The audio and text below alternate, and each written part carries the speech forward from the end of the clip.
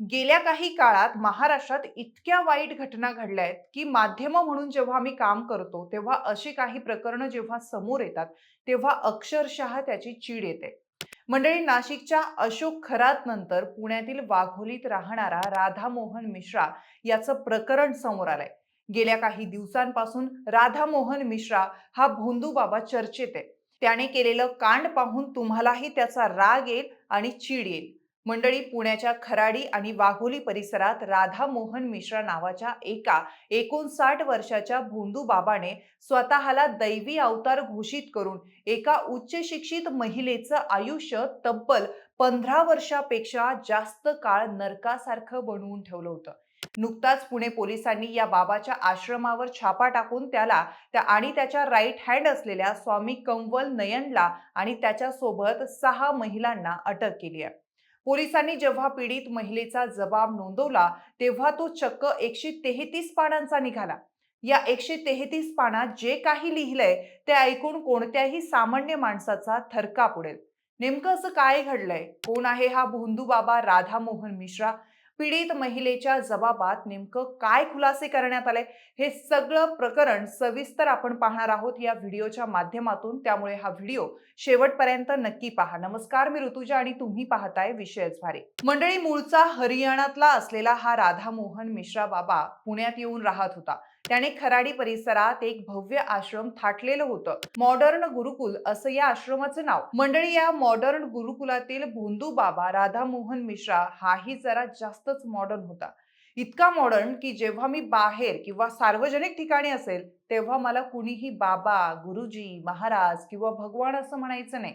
मला सगळ्यांनी फक्त अंकल म्हणून हाक मारायची, असं त्यांनी त्याच्या अनुयायांना ठणकावून सांगितलेलं होतं. हा भोंदू बाबा असं का करायचा? कारण त्याला समाजाच्या किंवा पोलिसांच्या नजरेत यायचं नव्हतं. बाहेरच्या जगाला वाटलं पाहिजे की हा कुणीतरी सुशिक्षित, कौटुंबिक माणूस आहे आणि हे सगळे त्याचे नातेवाईक किंवा मित्र आहेत. तो आश्रमात मात्र स्वतःला साक्षात देवाचा अवतार असल्याचं सांगायचा. माझ्याकडे दिव्य शक्ती आहे, मी तुमचा उद्धार करू शकतो आणि माझं ऐकलं नाही तर तुम्हाला किंवा तुमच्या कुटुंबाला नरकाची यातना भोगावी लागेल, अशी भीती तो भक्तांच्या मनात भरवायचा. तो पहिल्यांदाच त्याच्याकडे आलेल्या भक्तांना बोलून विश्वासात घ्यायचा. नंतर हळूहळू त्यांना जाळ्यात ओढायचा. बरं, त्याच्याकडे फक्त अशिक्षित नाही तर मोठ्या मोठ्या पदावर असलेली सुशिक्षित माणसंही अडचणी घेऊन येत होते. पण त्याच्या या भोंदूगिरीचा बुरखा कसा फाटला? तर या प्रकरणातील पीडित महिला ही एका प्रतिष्ठित डॉक्टर कुटुंबातली आहे. ती स्वतः उच्च शिक्षित आहे. साधारण 15 ते 17 वर्षापूर्वी ती काही कौटुंबिक आणि मानसिक अडचणींमुळे या बाबांच्या संपर्कात आली होती. बाबा राधामोहन मिश्राने तिच्या याच वीक पॉइंटचा गैरफायदा घेतला. त्याने तिच्या मनात देवाच्या कोपाची आणि नरकाची अशी भीती घातली. ती फक्त भोंदू बाबाचं ऐकायला लागली. बाबाने तिला सांगितलं की तुझा नवरा तुझ्यासाठी अपशकुनी आहे. घरातील अडचणी दूर करण्याच्या नावाखाली त्याने तिच्यावर मानसिक प्रभाव निर्माण केला. त्यानंतर विविध धार्मिक विधी, गुप्त पूजा आणि विशेष उपाय सांगत तिच्यावर नियंत्रण मिळवलं आणि याच बाबाच्या सांगण्यावरून तिने स्वतःच्या हसत्या खेळत्या संसाराचा त्याग केला. नवऱ्याला घटस्फोट दिला आणि या मॉडर्न गुरुकुल आश्रमात ती येऊन राहायला लागली. स्वतःला देवाचा अवतार मानणाऱ्या या राधामोहन मिश्राचा बुरखा याच पीडित महिलेने धाडसाने फाडला. या बाबाच्या विकृतीचे सीसीटीव्ही व्हिडिओ सध्या समोर येत आहे. या पीडित महिलेला आश्रमात जबरदस्तीने डांबून ठेवण्यात आलं होतं. तिने तिथून सुटका करून घेतल्यानंतर आपल्या आश्रमात घडलेल्या गैरव्यवहाराची, गैरप्रकाराची माहिती कुटुंबाला तिने दिली. त्यानंतर पोलिसात तक्रार दाखल करण्यात आली. तपासात पीडितेने जो 133 पानांची पुरवणी जबाब दिला आहे, त्यातून या बाबाच्या क्रूरतेची अनेक पैलू समोर येत आहेत, जे मन सुन्न करणारी आहेत. या पीडितेने जबाबात स्पष्ट केलंय की राधा मोहन मिश्रा हा केवळ तिचं लैंगिक शोषण करत नव्हता, तर तो आश्रमातील इतर महिला भक्तांच्या समोर तिच्यावर अत्याचार करायचा. आणि सर्वात संतापजनक गोष्ट म्हणजे आश्रमात ज्या इतर 6 महिलांना पोलिसांनी अटक केली आहे, त्या महिला या अत्याचारात बाबाला मदत करायच्या.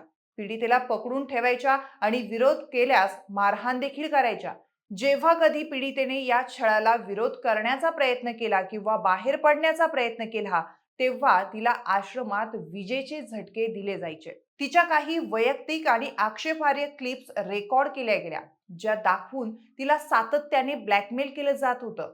या बाबाने स्वतःला देव असल्याचं घोषित केल्यामुळे तो आपल्या शरीरातील विष्ठेला आणि मूत्राला चरणामृत किंवा पवित्र असल्याचं सांगायचा. त्याने पीडितेला जबरदस्तीने स्वतःचं मूत्र पिण्यास भाग पाडलं. हा बाबा केवळ वासनांध नव्हता, तर तो अतोनात पैशाचा लोभी होता.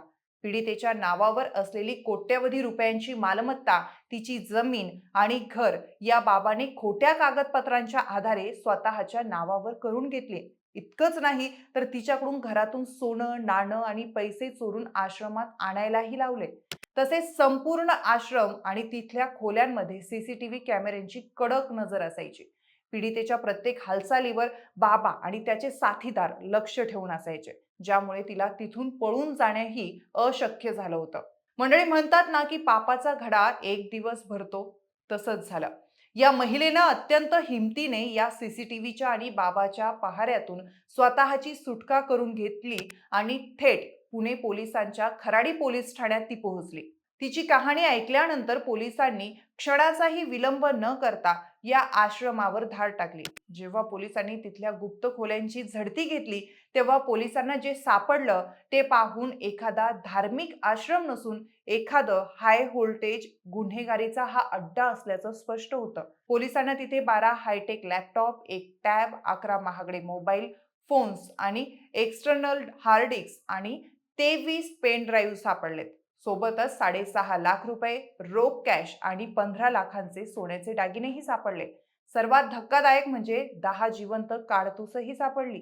तसेच या सर्व इलेक्ट्रॉनिक्स उपकरणामध्ये अनेक महिलांचे आक्षेपार्ह व्हिडिओ आणि ब्लॅकमेलिंगचा डेटा असण्याची शक्यताही वर्तवली जाते, ज्याचं फॉरेन्सिक विश्लेषण सध्या सुरू आहे. तसेच या बाबाकडे सापडलेल्या जिवंत काडतुसांवरून त्याचा गुन्हेगारी विश्वाशी काय संबंध आहे याचाही तपास पोलीस करतायत. या प्रकरणात पोलिसांनी मुख्य आरोपी राधामोहन मिश्रा, त्याचा साथीदार स्वामी कंवल नयन आणि इतर 6 महिलांना महाराष्ट्र नरबळी आणि इतर अमानुष, अनिष्ट आणि अघोरी प्रथा तसेच जादूटोणा विरोधी अधिनियम अंतर्गत आणि लैंगिक अत्याचाराच्या कलमांखाली अटक केली आहे. अटक झाल्यानंतर 6 आरोपी महिलांनी पुणे पोलिसांच्या कारवाईविरोधात थेट मुंबई उच्च न्यायालयात बेधडक याचिका दाखल केली होती. पण मुंबई उच्च न्यायालयाने हे प्रकरण अत्यंत गंभीर आणि समाज मनाला हादरवून सोडणारं असल्याचं स्पष्ट केलं. हायकोर्टाने एका महिलेला तांत्रिक कारणावरून दिलासा दिलाय, तरी इतर महिलांची अटक पूर्णपणे कायदेशीर आणि योग्य ठरली आहे. सध्या या सर्व नराधमांची रवानगी पुण्यातील येरवडा कारागृहात न्यायालयीन कोठडीत करण्यात आली आहे. मंडळी, या प्रकरणाच्या तपासातून आणखीन काय समोर येईल आणि सर्वात महत्त्वाचं म्हणजे न्यायालयात आरोपींची सत्यता कितपत सिद्ध होईल हे येत्या काळात तपास आणि न्यायालयीन प्रक्रियेतून समोर येईल. पण समाजात वाढणाऱ्या अशा घटनांवर आळा का बसत नाहीये? हे अपयश नेमकं कुणाचं आहे? लोकांचं अंधश्रद्धा आणि भोंदूगिरीकडे वळण्याचं प्रमाण वाढण्यामागचं कारण काय? या प्रश्नांबद्दल तुम्हाला काय वाटतं? तुमच्या प्रतिक्रिया खाली कमेंट बॉक्समध्ये नक्की कळवा आणि विशेष भारीच्या सर्व प्लॅटफॉर्मला लाईक, शेअर, फॉलो आणि सबस्क्राईब करायला विसरू नका. धन्यवाद.